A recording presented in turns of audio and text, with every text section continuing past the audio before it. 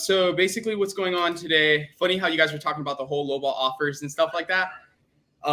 Killing me, man. I actually needed that information because exactly what Rick was talking about, how he told, hey, Zach, never do that. That's exactly what I just did. Yesterday, I was talking to a seller and basically at first he wanted the property to go somewhere around 230. He told me his price, right? Mm-hmm. So me being the newbie wholesaler that I am, I'm just like, you know what? I'm gonna just say 200. I'm not gonna be too cheap, right? I'm not gonna be too cheap, but I'm also not gonna be too expensive. So I'm just gonna say 200. I said 200, and he said, okay, yeah, that's fine, right? Yeah. And then right after that, I think he called me back, and he's all like, you know what? I need something above 200. I can't just do 200. So we went back and forth from 200 to 215. And finally, last number, he just called me 10 minutes ago. We've been talking for the past 2 days. And 10 minutes ago, he called me. He said, okay, 210 is fine. So we came to an establishment at 210. I have to go on an appointment tomorrow all the way to Daytona Beach to actually go look at the property. You know what's cool about this property? This property needs a lot of work. So I feel like at the appointment, I could probably still bring him down, even though we came to an establishment. But I came here for your guys' help. I will tell you the address. And I could tell you the repairs that's needed. Maybe you guys could do a comp. You know what I did? Before I even talked to my buyer, I'm like, do I have a deal? What I did was I called my title company. And I said, listen, dude, I'm a newbie wholesaler. I don't want to waste your guys' time. I don't want to waste my buyer's time. I don't want to waste time. And he's all like, don't worry, Danny. I'll comp it out for you. I'll tell you what you should get paid, right? Title company? Huh? Title company comping it? Title company comped it for me, yeah. Okay. So the title company goes, I give him the address. He comps it. He's like, Danny, look, honestly, you locked it up at what price? I'm like 210. He's like, honestly, I would offload it like at 230, 245 is what I'm looking at. So you should get paid 10 to 15 grand, even if you have it locked up at 210. Okay. Well, if he comped it, he told me, I don't know. I still feel like I'm still too high, you know? Well, Daniel, like, here's one thing you got to understand about comping offers that like, you're never going to be perfect on them. Yeah, Never, we still make mistakes. Yeah, like everybody thinks wholesalers have like this, like they're so confident they make. Yeah, dude. So we screw it up. You know, when we screw it up, we admit it, and we go fix the problem, or we get out of the contract. Yeah. Like when you bury your head in the sand, you go, "I didn't make a mistake," and you keep doubling down. That's the fastest way to get driven out of this business. So you've made the classic mistake that most wholesalers. You threw out a number that you thought, like, okay, this is close enough to get me a yes. I'm telling you, there's always a lot of complexities that come with a deal. Yeah. You got to have as much room as humanly possible. Yeah. And I agree. I think you get a better price when you go out and look at it. But like we're in like unwritten times right now. Like this is crazy stuff. Yeah. Oh yeah. So I just want you to remember going forward, even if the deal doesn't work out, you walk away with a lesson. Like life is a lot different than school is. Lessons. You should prosper from lessons and go, okay, I'm going to make a lot more money next time because I know I'm not going to do that mistake. It's burned in your DNA. Yes, sir. When you go to make that offer, you're going to make, here's an easy one. If you guys go, well, I can't figure out how to do it, I would have made an offer 200. Yes, sir. Minus off 35, 40,000, whatever offer you're going to do. So if you were thinking 200, offer the guy $160. $160. Like, I know. Get rid of your decision. Now I'm going to show my age here. Okay. You ever watch any of the old Seinfeld episodes? Seinfeld. Yeah. Okay. But anyways, there's a character on there called George Costanza. Everything he does is wrong. Like he's unemployed. Every decision he makes. And one day he comes up, he goes, I'm just going to do the opposite of whatever I thought I was going to do. And his life worked out perfectly. Oh my God. But what I'm telling you is take like 25, 30 grand off of whatever number you're going to offer and just minus it off like it's a computer. And that way you won't make that mistake. And again. Daniel. Yes. Yeah. You can offer it, but do this, ready? Hey, my partner Zach was looking. He told me 160. Yeah. Or you can kind of set it up if you're your partner Rick. Can I tell you guys something? There's a big problem, you guys. I'm gonna tell you the caveat on this one. So basically, this guy told me, he's all like, hey, look, if you're gonna buy the deal from me, I need you to put $5 grand down on earnest money, right? Or you need to put a $5 grand down deposit. I'm like, I don't have $5 grand, right? But I talked to a buyer not too long ago, to a partner, like a friend of mine. His name is Ryan. He's not trying to buy the deal, but he told me, hey, dude, listen, if you ever have a seller telling you, hey, you need to put $5 to $8 grand down on it, I'll do that for you. Just bring me with you on the deal and we'll JV on it, right? Now, him and his wife gave me the list. They gave me a list to call, right? I called that list. This is where that deal came from, right? Okay. So they trusted me to call this list and get the deal. So I called the list. I got a deal out of it. Now we're going to go on an appointment tomorrow. This is what's the scary thing about it, you guys. I'm scared because I was talking to him over the phone that he might use his contracts instead of mine. And I think that's what he's planning to do. Then I'm going to lose total control of the deal. And I don't want to get screwed. The one in Daytona? Yes, sir. Well, did you condition the seller? What do you mean? Did you condition the seller? Are they ready to make a yes or no decision? They're ready to like, dude, they're ready to sign once I get there. Like, okay. Did he say we got to use my contract? He did not say that, but I told him, hey, listen, I'm going to print out some contracts on the way. I sent one via DocuSign, but if he doesn't sign those right now while I'm waiting, I sent the contract out a long time ago. If he doesn't sign those, I'm going to make him sign at the property, right? But I don't want him to sign my partner's contracts, because then my partner has the ability to take that to his title company. Then I lose control of the deal, you know? So here's the thing. First of all, don't ever say the C word in front of the seller. Contract. Okay. Agreement. Say that. Yeah, sir. You got to understand, you just gave out your hand. Never, ever show the seller a contract unless they're willing to sign right there, or you have them over the phone. Ever. And then really, like with the whole partner thing, that's something you're going to have to work out on your own, because I can't give you, like, it gets gray. It's like, listen, I get it. The guy gave you the list. They're trying to support you on the deposit. I tell everybody who watches this channel, you guys got to have a game plan, because sellers are getting more and more educated on how we work. And they just want to know that you're going to get the deal done. Your goal is to get the deal done. You want to help them out. Yeah. They want to deposit. You're at least admitting you don't have the money. So you always want to have the ability to close on the properties for the what if scenario. And you got to iron some of those agreements out front, like details on the types of contracts and stuff like that. Yeah. Or your guy's going to well, how am I protected? And then the bigger question is how much does he or she profit from you if you partner? Do you have a JV agreement? Because here's what happens. Once the contract gets signed with the person in control, if you don't have a really good relationship with them, which is me and him don't really worry about it. We're family, but I'm telling you, man, that's where all the I once did a deal for a $3 million property. I brought in a cash partner, just like you're talking about. I just didn't have the money at the time. I was much younger. Yeah. And I gave up complete control. Yeah. At the end, I had to hire an attorney and go to court and fight for everything. And it cost me $50,000 to fight to get my money out of it. It was a nightmare. What I'm planning to do. I'm like, should I just be a nice guy? Look, I'm not going to waste him and his wife's time. Whatever. I'm just going to and hopefully I get, I don't know if that's a good idea. But I'm a nice guy. I don't know. You got to talk to them. If they gave you the list and stuff like that, sounds like they're trying to help you out, but you have the details to the relationship. I don't. Yeah. So remember how we talk about having awkward, uncomfortable conversations? I would get it way out in front and get done, because when money's on the line, that's when people get very squirrely. If they have a bad character in them, it's going to come out on the stage, and you ain't gonna like it. So I'm just telling you, get a conversation up front. Is the JV agreement, is it kind of like a purchase and sale, but it's just with me and my partner on it, or is that something after you get your? It would be with the partner after you get it locked up. Here's the thing with this appointment. It's kind of a mess. I would have. This is you have a knot that's tangled. You just got to untangle the knot. You can't get out of this. What you just did. But what you should do in the future is, first of all, never say contract, never send over DocuSign unless they're willing to sign. Okay. Now, you did it right the way. You sent them DocuSign.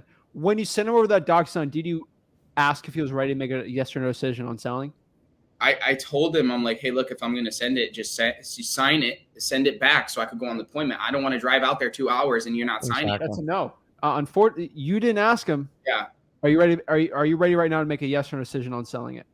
I did. I did not do that. No, or you can do this. You can have them go, listen, do me a favor. If you go ahead and sign the DocuSign, I'll still come out there and look at it, and then we'll sign the papers in person too. That way, because if he ain't going to sign a DocuSign, you could be wasting a day's trip. But here's the thing. We have our acquisitions managers. They are never allowed to go on an appointment or talk to a seller, give an offer, give a contract without getting that yes or no decision. Got you. That was your main issue here. Yeah. Because if you committed to them, you stay on the phone when you send the DocuSign. If they're a person of their word, like usually they are, they'll sign it there. Now, if you are saying you're ready to make a yes or decision for me to go meet you at the property, right, Mr. Seller from Daytona, I would say this: hey, what's the one thing we do before we go on the appointments? We basically tell them what's going to happen so they feel comfortable, right? Mm-hmm. So what I would say is like, hey, Mr. Seller, what I'm going to do is I'm going to come over there. We're going to talk. We're going to look at the house. And if we agree on something, if it's the right fit for me, we'll have an agreement. We'll write it up for me to go buy the house. Is that something you're okay with? Now, if that seller says yes, you're good. You're going to use your contract. Now, if they say, no, I have my own attorney, I use my own contract, then you're going to know. Then you won't waste your time. Yeah. Daniel, the problem is I've been in this situation not hundreds of times, but like at least 30 or 40. On the 40th time, I'm like, I'm never doing this again. I'm never driving 2 hours to get a wasted appointment because 2 hours back and forth. Oh, yeah. I'm always going to get a yes or no decision. Yeah. And I'm always going to make sure that they're ready to sell and it's a good offer. Especially in Florida, so, man. I don't know why. Unfortunately, you haven't hit that point where you're so sick of driving on wasted appointments that you're going to make the yes or no decision.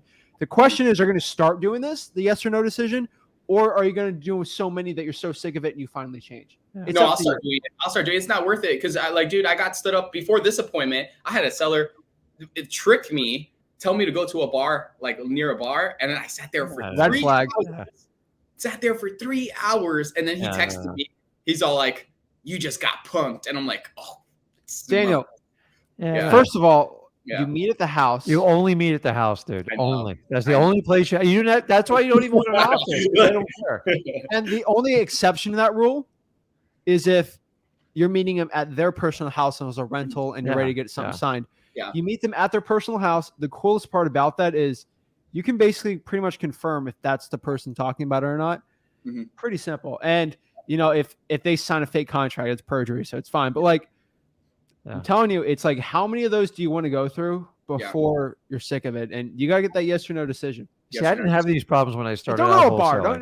A bar. I know. I've signed deals like McDonald's, Starbucks, but never a bar. So let's go through the rules that you've kind of learned in this. And by the way, Daniel, this is normal. If you think someone just jumps into wholesaling, I don't care if they get free training or like $30,000 training. Everybody makes the mistake at least once. The question is, how many more times do you want to make it? 20 of those. You've done so. Number one is make that lowball offer, and you know the reason why, because you need room in it in case they want to renegotiate. Number two, make sure you always have an upfront agreement, and make sure they're prepared to make a yes or no decision. This is perfect. Yeah. Number three, always try to meet them at the property in question. Or like their primary home. Anywhere else, I've done the bar thing. Yeah. I don't drink anymore, but I'm just telling you, like, you can get in an uncomfortable situation quick. Yeah. Oh, have a drink with me. You know how that works. It's like, or meet my girlfriend, and you could say something and screw up the whole deal. It has nothing to do with the real estate. It happens all the time. The last but not least is you got to have an upfront agreement. If you don't have the ability to buy these houses, just get your guns loaded. You can start with hard money people and get all their terms and get agreements, because hard money people want to get to know you because they're more interested in your abilities than the property at first. Yeah. Okay. Everyone says, oh, they just underwrite the property. Dude, I loan money out all the time. I'm telling you, if you don't know what you're doing, I'm not giving you a dime, because we just want to make sure we get our capital back. Profit is second. Okay. Because that's how wealthy people operate. Oh, yeah. You got to have the agreement up. Like, you got to figure out how to do your financing, deposits, everything. And then if you're bringing a cash partner, have a predetermined split up front. Okay. Sometimes cash partners will come in and like they're more savvy than, they're like, oh my God, there's $100,000 here. I'm like, I'll give you 10 grand, Daniel. And you'll be like, they go, well, how'd you come up with that number? You go, you said you'd be fine if you made 10 grand. They do it all the time to beginners. All the time to beginners. He told me, he's all like, hey, how about we just wait until we're done with the appointment, and then we'll figure out that after, Well, so that you have to determine that, because you got to look at someone's track record. Have they done everything you've expected of them to, or asked you? And if they haven't violated it, then I think you got to get them on the benefit of the doubt. Okay. But honestly, when it comes to business, once someone like screws you over, heed the warning. You know? Yeah, learn from it. Should he sign?